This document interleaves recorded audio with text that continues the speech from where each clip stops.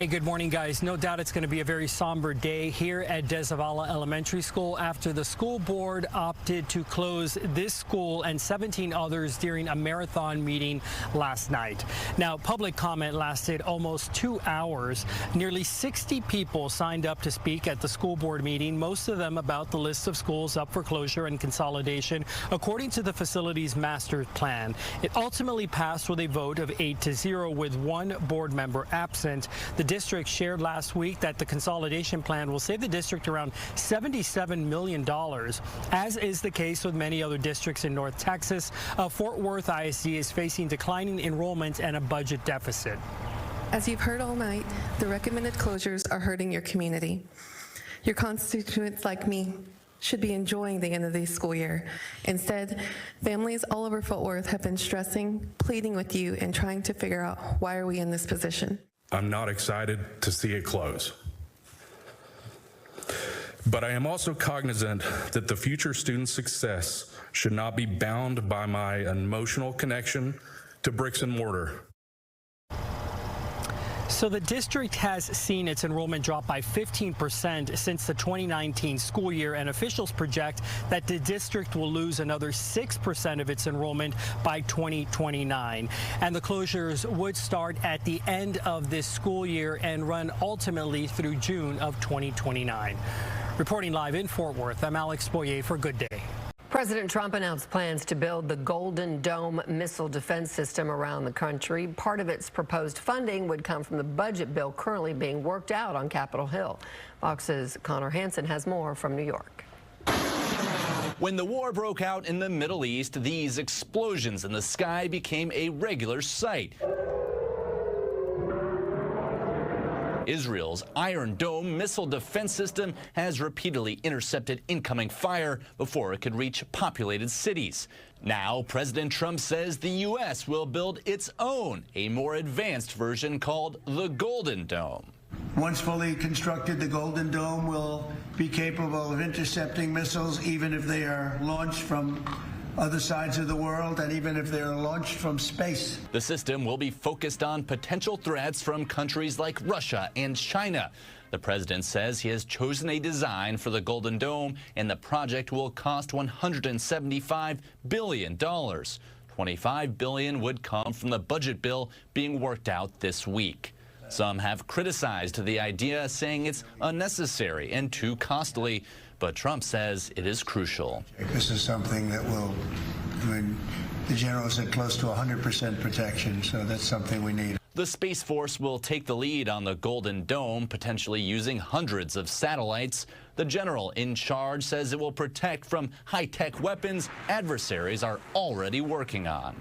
We owe it to our children and our children's children to protect them and to afford them a quality of life that we have all grown up enjoying. Golden Dome will afford that. President Trump says Canada has expressed interest in buying into the program and protecting its airspace as well. In New York, Connor Hansen, Fox News. But first, we want to bring you up to speed on what's been an active weather week here in North Texas and across the country. Crews are still on the ground cleaning up after an EF1 tornado hit Gordon in southern Palo Pinto County. The National Weather Service says that tornado had wind speeds up to 105 miles an hour. School district there canceled classes for the week because of the damage. Fox 4's Dion Anglin reports. Volunteers are here with chainsaws, trucks, just cutting the branches, cutting the stuff. Neighbors helping neighbors, some from a few doors away. Others drove for miles to get here. You're hauling away what? Just all kinds of brush, debris, a little bit of everything. You've got this trailer. Got my trailer and my skid steer over there, and we're loading and hauling out and just trying to help out all we can. Hot and humid conditions are not slowing the effort to get families on the road to recovery. Communication is spotty, so Mike Reed hopped in his truck to check on family. Yeah, my cousin lives here, so yeah, he hasn't answered, but we're about to pop in there and see what we can do. Gordon High School perhaps was hit hardest. The track and structures severely ripped apart. Classes are canceled the rest of the week. as facilities are in ruins. Our baseball team is playing in the regional finals this week in Weatherford, so obviously trying to figure out how to manage having practice amongst, taking care of the seriousness of what's going on here and not being unsensitive to that. The National Weather Service says it was an EF1 tornado that hit the town of Gordon Sunday evening, with wind speeds topping 100 miles per hour. We've done most of the damage assessment so far today. Looks like about 30-something structures were damaged. Of those, only 6 were heavy damage. 1 was completely damaged. The biggest thing that we're getting is getting services restored. Power is getting turned back on. I want to say about 60% of the town has power again. Hopefully by close of business today, that'll have everybody up. Businesses have become donation drop-off hubs and places where families can rest and have a meal, because sometimes help doesn't involve heavy lifting. Yeah, everybody's doing okay, thank God.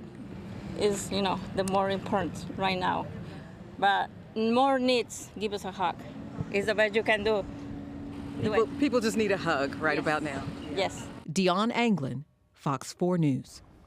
People around St. Louis are left cleaning up after 2 tornadoes there tore through the area Friday. The storms killed 5 people and injured dozens more. Fox's Oliviana Colmes was in St. Louis during those storms and has remained there in the aftermath. These tornadoes left a 23-mile trail of destruction, and this church got caught up in that. You can see just piles of rubble in the front. Steeple is caved in. Lots to rebuild in this area, but crews got to work this weekend, and families started to recover their items. Some, though, have lost everything. Talked to Carmen Ozier Howard, who says she took cover in the bathroom during the storm. She saw furniture and debris blowing all around her. Her home of many years is destroyed. She says she has no homeowner's insurance and is now trying to hold on to anything she can. I saw a dresser go out. I just held onto the shower curtain and prayed. It was like being in a movie. I'm standing in the backyard in my van. People started, when I'm in a van, sleep, vandalizing, stealing the aluminum. She says she grabbed some essentials from a nearby donation hub. There, people prayed together for the city, hand in hand. In nearby neighborhoods, a similar scene. Homes with no roofs, furniture and mattresses scattered all around, and bricks and wood everywhere. All told, the tornadoes damaged or destroyed more than 5,000 homes. Tens of thousands more still don't have power. Power companies say they'll be working all week to get people online. In the meantime, relief organizations and volunteers are helping the survivors who need food or a place to stay. Giving out cold water, drinks, tissue, trash bags. So I got that, and that's a start. Right now, the city of St. Louis is just torn apart, and we need all of the help. Missouri governor asking President Trump to declare a disaster here to start getting funding for relief. In the meantime, officials here telling people to be cognizant of severe weather in the forecast this evening. In St. Louis, Missouri, Oliviana Calmes, Fox News.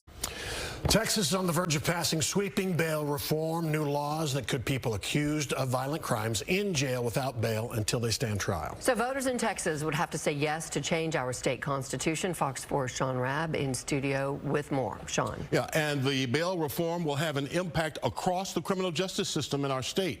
If voters approve the constitutional amendments in November, judges would be required to deny bail on charges like rape, murder, human trafficking, and if a judge does set a bail for someone accused of these type violent crimes, the judge would have to explain their decision in writing.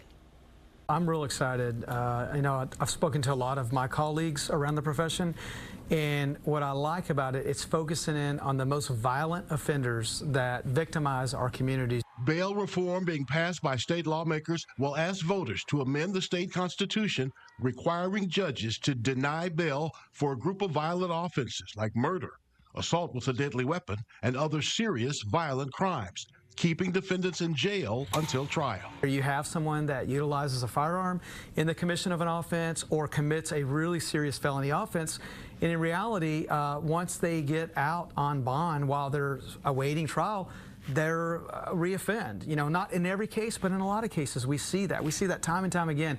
And that's frustrating, not only for the community, but for our police officers, our detectives. We are in White Settlement in the parking lot of the Red Roof Inn. This is Detective Laura Gonzalez. A White Settlement case we profiled on Trackdown is, Chief Cook says, an example of why Texas needs bail reform. Back in August 2024, a very violent offense at a local hotel. Shoots a man who ends up surviving, almost kills a toddler. It's on video, by the way. The shooter, caught on tape, is on the run before police get to the Red Roof Inn. He's committed a violent offense. He shot somebody, could have killed a toddler, like inches away from killing the toddler. And then he goes on the run for 10 months. Then they find him. He runs again in a vehicle, which is a felony. And then he bonds out, and he's back in the community awaiting trial.